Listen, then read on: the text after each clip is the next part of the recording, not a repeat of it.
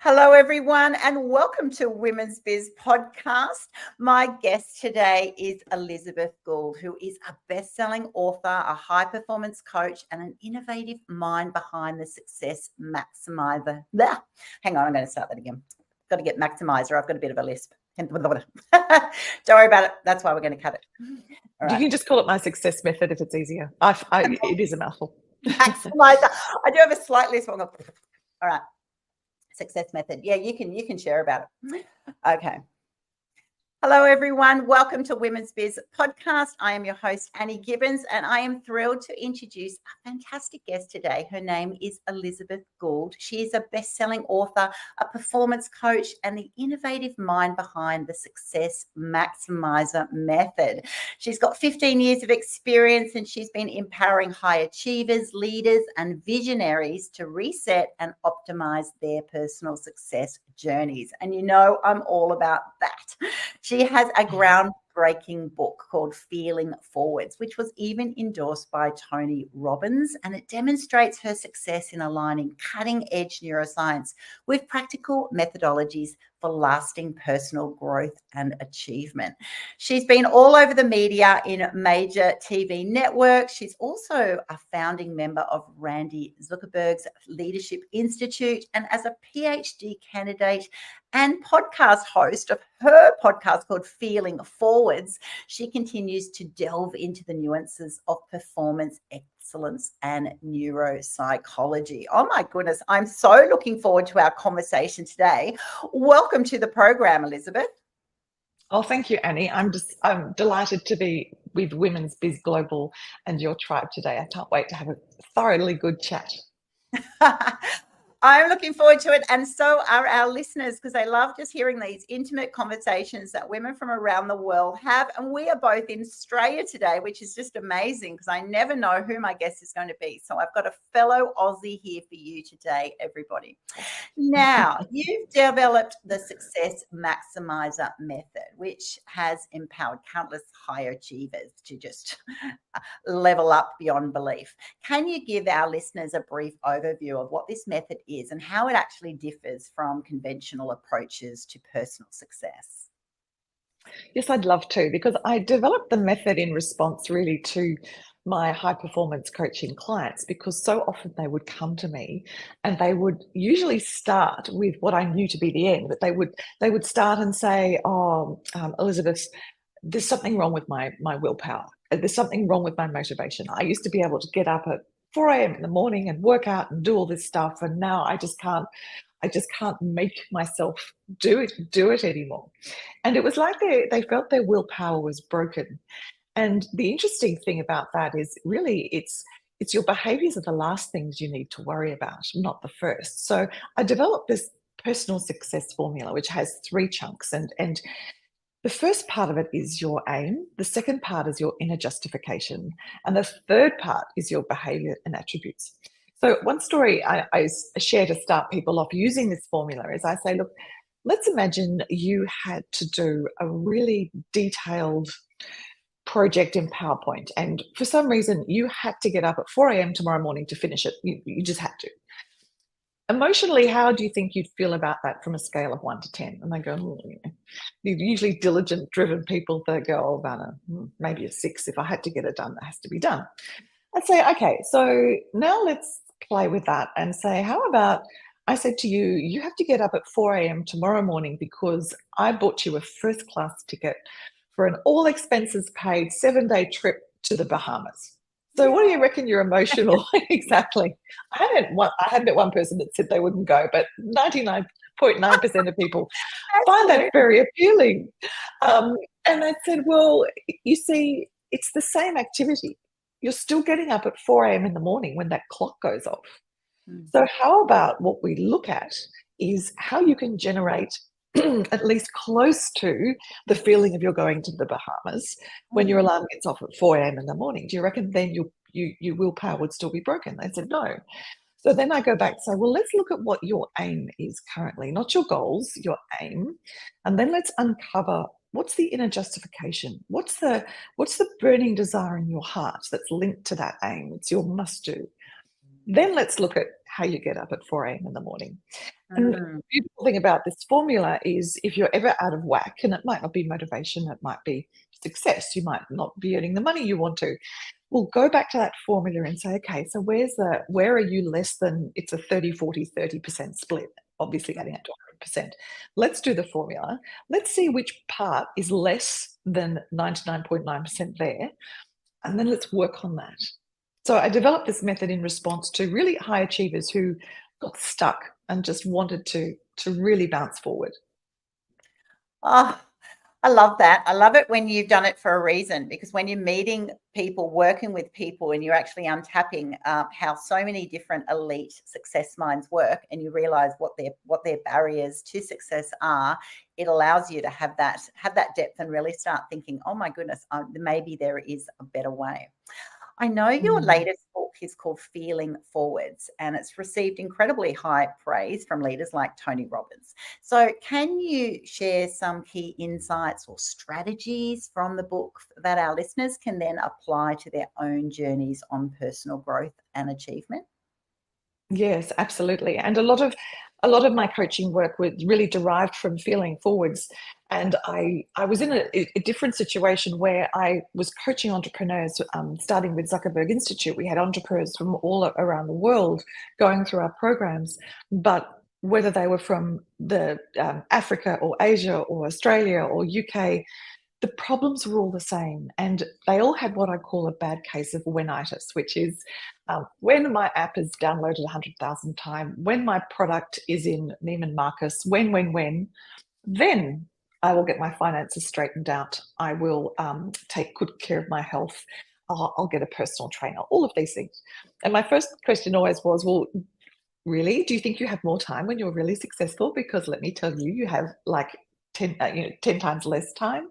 But secondly, yes, secondly, it's a little bit like meeting, let's say you meet a teenager, friend's son, friend of a friend, whatever, daughter, and you say, what are you thinking of doing? You know, that really boring adult question. What are you going to do with your life? And they said to you, oh, I'm going to be a professional athlete. Oh, great. You know, what's your sport?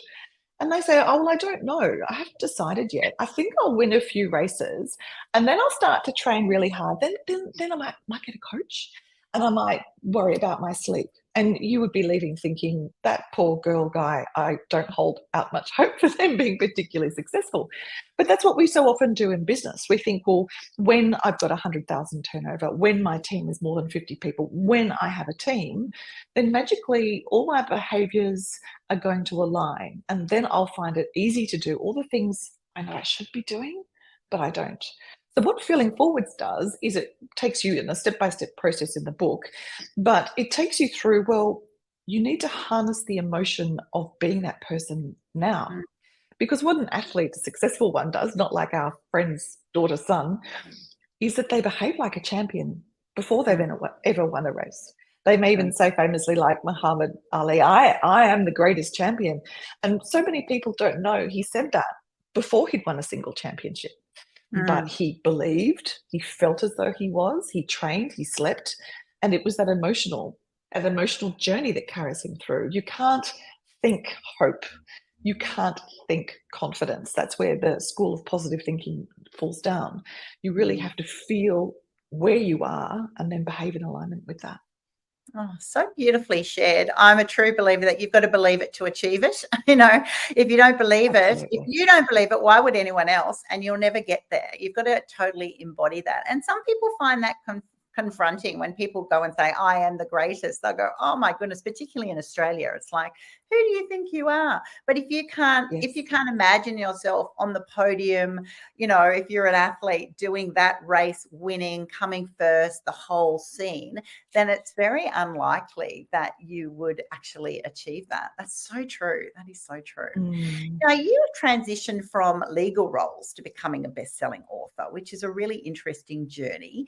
How did your experiences in law and consulting shape your approach to success? And did they? And how did they lead you then to, you know, implement those sort of thoughts into the Success Maximiser Method? I love that question because that's a question people rarely ask, and I wish that interviewers rarely ask, and I wish they would, because the interesting thing is I am an absolutely, total failure at being the world's next Agatha Christie, which was my burning desire. So while I was legal, corporate, and having a really great, successful career, in my spare time, I was writing whatever every publisher I said to thought were truly awful murder mystery books. You know, I had the body in the library, I had everything, and absolutely no one was interested. And then I got cancer and had some other catastrophes. And when I emerged from that, I looked at the writing market and realized that no one was writing about how a cancer survivor thought and felt. So my first published book was a bestseller and published in 8 countries.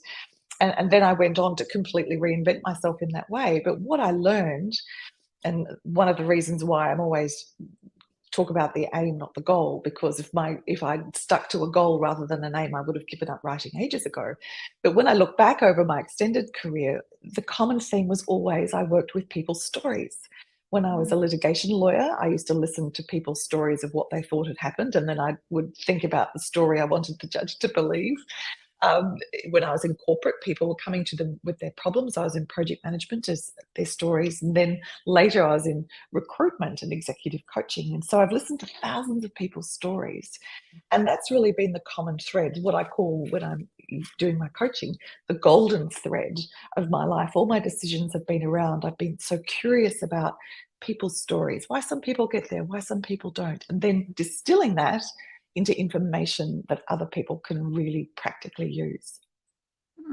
Oh, I love that. And I never would have thought about that, but that's so true, isn't it? You know, if I've been to a lawyer about something, it's your story. There's a version of, and then I'm imagining on the other side, it's like, yeah, what do I do with that? How do I take that for their gain? Or sometimes it's even just their story is heard, which is equally important. You know, they're not necessarily wanting something from it. They're wanting someone to know about it. They're wanting it to be appreciated or valued. Interesting. So, as a thought leader in a personal in personal development, you emphasize the importance of aligning inner justification with consistent behavior, and I think this is a really interesting concept. Would you be able to then elaborate for our listeners on this concept and share, well, how is that a game changer for your clients, and how can it be for our listeners today? I think the interesting thing about inner justification is we get so busy doing things and we go through life stages that are often expected of us from family, friends, cultural pressures, that we don't often listen to that inner justification enough. And even my high-performing clients, quite often they will say, my inner justification is just, it's a search for excellence. Or once they peel away the cultural expectations, then they really start to discover what makes them tick. So your inner justification could be something like, for mine, obviously, it's storytelling and helping people, but it could be also something like whether or not you're a huge risk taker. Some people will say, well, no, there's no real golden thread. And then you look back and you think, well, you've changed careers all these times, so you're pretty fond of risk and excitement. So it's the fact that you're struggling with your motivation now due to the fact that you've been in the same job for 5 years. And when you look back at your pattern, that's out of alignment. So of course you're not performing at work because that inner justification isn't in alignment with what you're really yearning to do. That's kind of the deep and meaningful inner justification. Then we have another level, which is I was coaching a client recently who was going for a very senior role, and it was slightly outside her remit. And I find quite often, and I'd love to hear your thoughts on this because you've interviewed so many fabulous female entrepreneurs, but quite often women lose confidence if they haven't done that particular job before, whereas their male counterpart just thinks, wow, I've got a promotion and a huge salary increase. Yes, I'll work it out when I get there. So she was really nervous about the interview. So I said, okay, let's look at what you would be doing after you've got the job. So where would you go have a coffee? What would you be wearing? What would you have read the weekend before? And then let's take that person that already has the job into the interview. So I want to immerse yourself, and this is the essence of feeling forwards. I want you to immerse yourself into the person that already has the role and then go to the interview. And she rang me back. She got through to the next stage. She ended up getting an even more fabulous job. But she rang me afterwards and said, I would never have performed at that interview at all if we hadn't used feeling forwards, because they asked me about the competitors. They asked me about the market. And because I'd already done all of that, because I behaved as though I already had the job, it was a breeze. And I actually felt so confident taking that leap into the future and then bringing it back into the present, that it was very, very easy. So if she'd stayed with that feeling, that inner justification of, well, I haven't done the job before, so I'm not feeling all that confident and I'm not sure I can talk about anything anyway, it would have had a completely different result. Oh, so true. And I totally relate to that situation personally, and I'll share that with you. But definitely that aligns with so many women that I coach around the world. It's that differential of, I want to make sure that I'm good enough and I've got all the boxes ticked before I put myself forward, whereas men will do exactly that. But generally, they'll then go, yep, I'll go for it. And if I get it, well, I'm going to have to level up. And so there's a very big difference there. And I learned that personally when I went for my first CEO role. So it was probably, about 13, 14 years ago. And I had been a national manager and I hadn't been a CEO before. And I was, that time that a lot of people were going, you're not going to get it. It's a huge jump. And so I didn't have many supporters. And then I then went and said, all right, this is so ridiculous. I'm going to go all in. And so for me, I had to actually block out all of that. And then what I did was exactly what you were sharing, Elizabeth. I then went and said, right, I'm going to prepare a poll, like a booklet, like I'm going to give out to the panel of what I will do for you in your first 100 days. So I researched the company, I researched the staff, whatever. Not only did I do that, and it was really amazing, laws of attraction. They actually asked me, well, how would you approach it as our CEO? And I went, well, I've actually prepared a booklet, and I gave it out to everybody, and you should have seen their faces. They're like, oh, and then I just went, as your CEO, I will, approach this and this and this, of course, according to your strategic direction and so forth. But this is how I'd approach it. So I actually went full in on that way of, here I am. So they could even imagine this lady is ready to go, as opposed to, before that. And I know a lot of my listeners will be thinking that before that, you're like, I hope they pick me. Who do I have to be for them to pick me? Where will they find out that I'm not good enough, not ready enough, not equipped enough? And I think when you stay in that sense of limit, you're really sabotaging your own experiences. It's not that you're faking it till you make it. You obviously have to have the qualifications, but you've got to interview for a reason. You're already good enough because they're not going to interview you, if you haven't actually got the goods, if you haven't got the education or the experience. So I think that such good advice for you to share with us today, because I totally relate, and it really just created a massive shift, for my future professional life once I nailed that, and I know all of the listeners can do that as well. Now, your podcast, Feeling Forwards, I love that, has gained, significant traction, and I absolutely think that's fantastic. So there's, can you share a few memorable moments or interviews that have stood out for you around how people, feel forwards? What are the main questions about personal excellence, how people go, oh my goodness, just like Annie Gibbins had that moment. Have you had some shared on your podcast?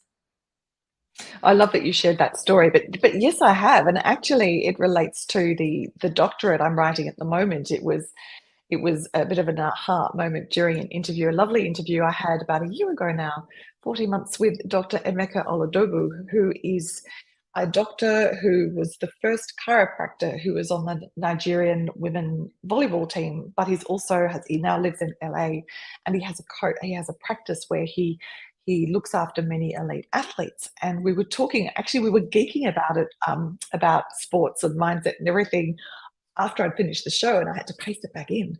And he was talking about college football stars that he treats, and they've usually done their knee or they've done their hamstring, usual same football injuries we have in Australia.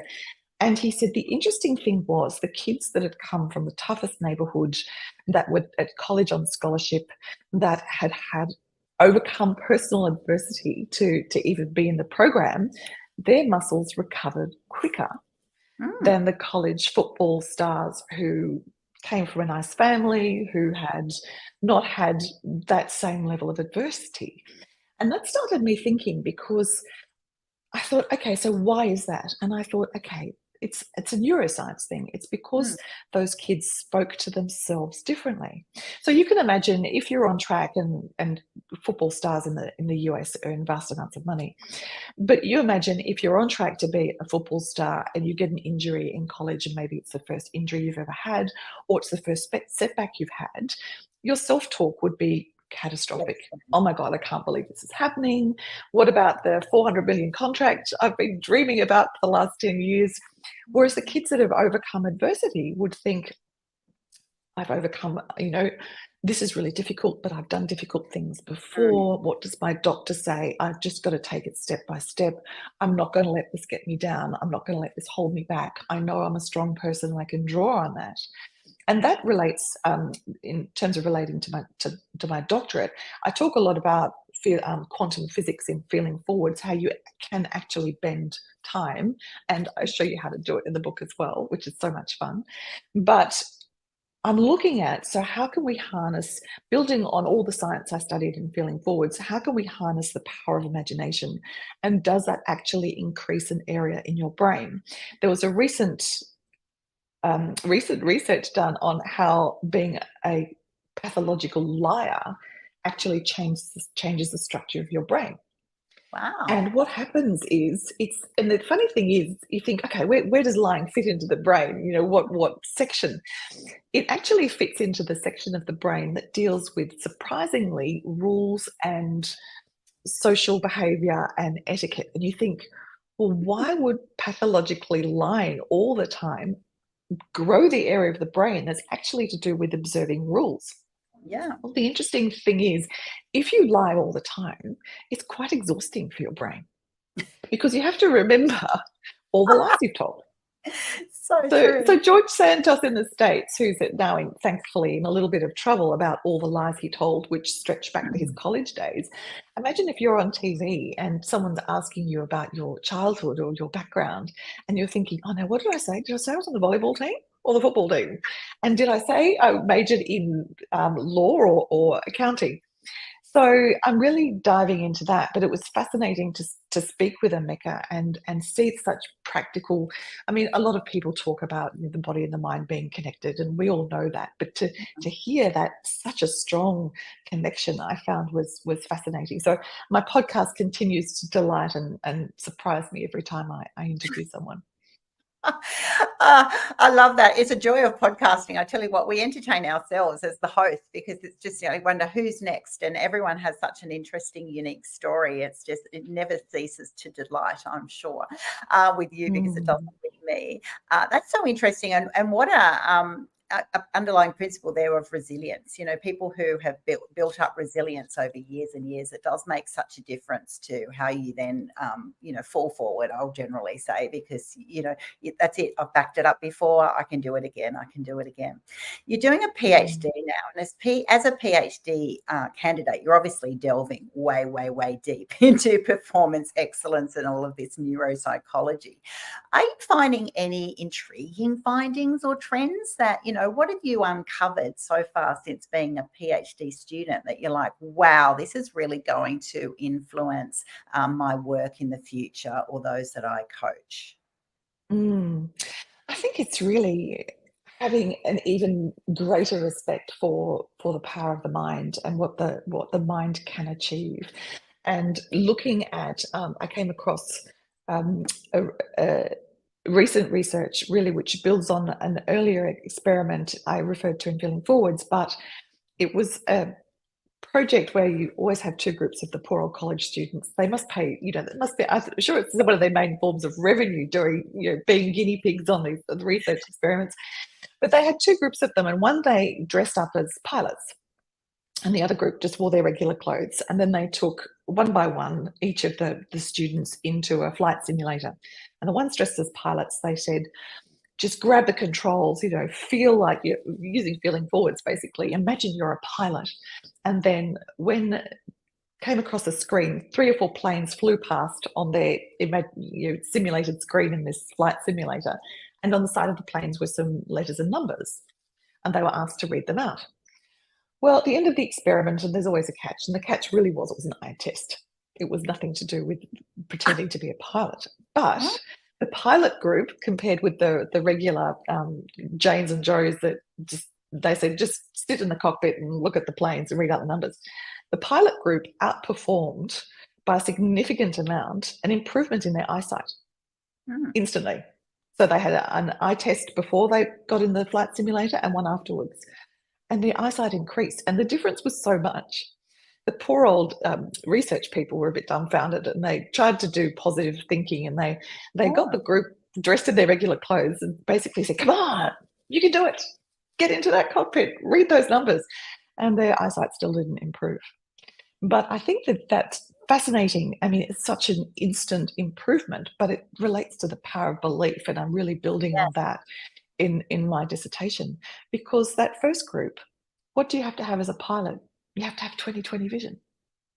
So they absorbed that into their imagination and their eyesight improved. So we are so much capable of so much more than we can even in our wildest dreams imagine.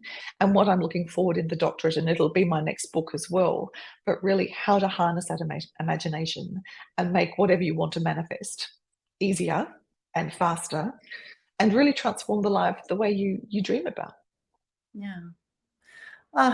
To all our listeners, seriously, you can do anything, and you can see why those who succeed, whether you're an athlete, in politics, top business leaders, everyone has a coach for a reason, because it's actually getting that mindset, that the success mindset, really in tune with, you believing what you can achieve, and also just really fully committing, fully focusing, and getting so many tips from people who really are in the know with neuroscience that actually helps them have that little edge. My husband often says that, because he's a tennis fan. And when you're watching the tennis, he goes, they're all brilliant. There's not much difference between them. Most of it at this stage is mindset. It's that when they suddenly lose couple, they don't get rattled. They don't sort of fall apart. They then go, no, I just treat every single shot as the same. They don't sway.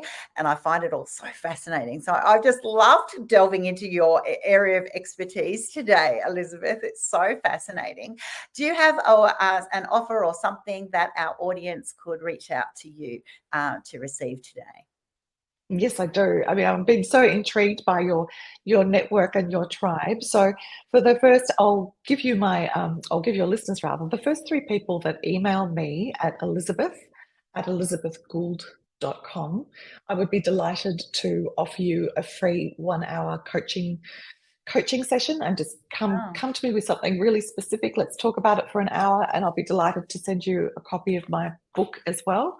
And I would love to hear what has resonated with everything we've spoken about during this program, and let's just let's develop your personal success formula as much as I can in an hour, and I can give you some really practical tips. Oh, what a generous offer. Thank you so much. That is so fantastic. So I'll have all of your details with this podcast for those of you listening in, or if you're watching on YouTube, you'll be able to find out all the information to find Elizabeth. Definitely check out her book, Feeling Forward, because it's really going to change your life by the sounds of things. I'm going to have to get myself a copy today. Thank you so much. What a generous offer. And so I encourage all of you to jump online and reach out to Elizabeth today. Thank you so much for being on my program today. It's been so interesting. And everyone else, if you're having a whenitis moment, I'm going to remember that. Now the moment is now. Don't wait for when. Jump onto your dreams. Start creating today. Start believing it today, and just do one little thing that's going to help shift you towards your empowered future. Something that you dare to dream is truly possible. Thanks, Elizabeth. It's been a pleasure, Annie. Thank you.